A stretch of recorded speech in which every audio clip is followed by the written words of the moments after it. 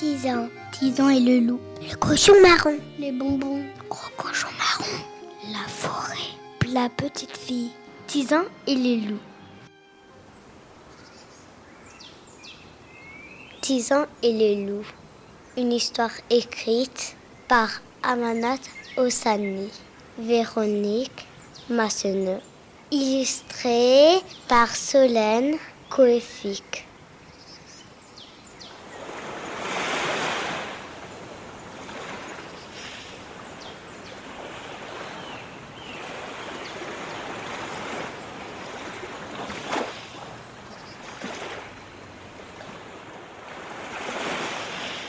Un jour, dans un pays, sur une île tropicale, vivait un garçon qui s'appelait Tizan.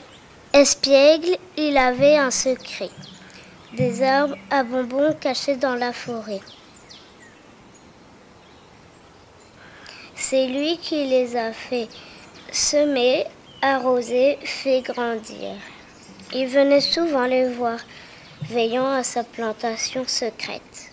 Car ces fameux gâteaux cannelle avaient beau faire la joie des petits gourmands de son île, personne ne savait d'où ils venaient. Chut, pas dire personne. Ce matin-là, tandis que Tizan cheminait, il entendit comme un sanglot et découvrit bientôt une adorable fillette aux tresses toutes blondes qui pleurait sous un long gagnier. Tout va bien, mademoiselle? J'ai croisé un sanglier et il m'a volé mon panier. Un cochon marron, est-ce que je peux t'aider? Mais que fais-tu par ici? Eh bien, je pars chez ma grand-mère. Elle habite dans la région? Oui, elle vit là-bas, un peu plus loin dans la forêt. Mais je ne connais pas très bien le chemin. Tizan, peiné par ses larmes de cette petite fillette, lui offrait une poignée de gâteaux cannelle. Tiens, prends ces bonbons, si tu as peur de te perdre, ils peuvent t'aider, tu sais. Comme elle ouvrait de grands yeux, plus ronds que des billes, Tizan précisa. Il te suffit de marquer ton chemin en espérant que les oiseaux ne les mangent pas, bien sûr. La demoiselle Onat les remercia et s'éloigna. Le garçon fit demi-tour. Mieux valait fabriquer quelques pièges pour le vilain cochon marron qui rôdait dans le coin bisant à Rançon-Carré. Le lendemain, 3 pièges en poche. Tizan prit le chemin de la forêt, plein d'espoir. Peut-être allait-il revoir l'adorable fillette. Hélas, pas l'ombre d'une cape rouge à l'horizon. Mais quelle surprise en arrivant dans son verger, une silhouette étrange se dessinait entre 2 arbres. Serait-ce le cochon marron?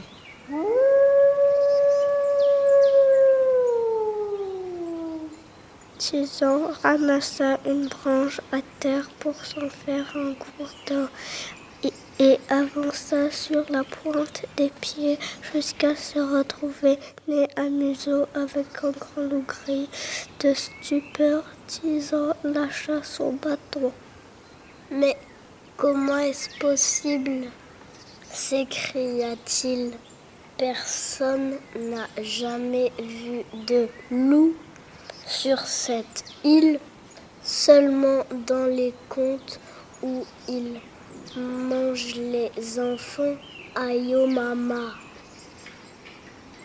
Le garçon aussitôt prit ses jambes à son cou et grimpa vite dans un arbre.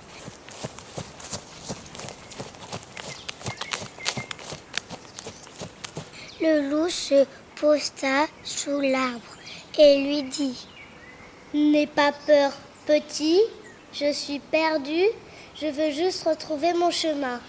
Tu plaisantes, tu ressembles un peu trop au grand méchant loup. Non, tu te trompes, se défend le loup. Lui, c'est un cousin lointain qui mange même les grands-mères. Moi, je me contente de quelques petits animaux. Le 3 petits cochons, par exemple. Le loup secoua la tête, agacé. Non, cela, je ne l'ai pas mangé. J'ai fait ouf et pouf et je me suis cogné la tête contre le mur de briques. Là, j'ai vu des étoiles et me suis retrouvée ici, dans cette forêt inconnue, avec une bosse au sommet du crâne. De grosses larmes se mirent à perler de ses yeux. Disant toujours prudemment perché, lui lança quelques bonbons. Tiens, goûte, c'est tout ce que j'ai à te proposer. Le loup prit un gâteau canette, le renifla, puis le examina longuement avant de le poser très délicatement sur le bout de sa langue. Ce n'est pas du cochon, mais c'est très bon quand même. Les yeux de l'animal brillaient. Une fois le premier avalé, il engloutit 2, 3, 5, 10 gâteaux canettes. Puis il alla s'allonger, replié sous un long gagné, un sourire épanoui dessiné sur ses babines. Soulagé, Tison put descendre de l'arbre. C'est qu'il avait toujours ses 3 pièges à poser et peut-être qui sait qu'une adorable fillette a croisé. Hélas, à peine avait-il posé le pied par terre qu'un gros sanglier lui barra la route.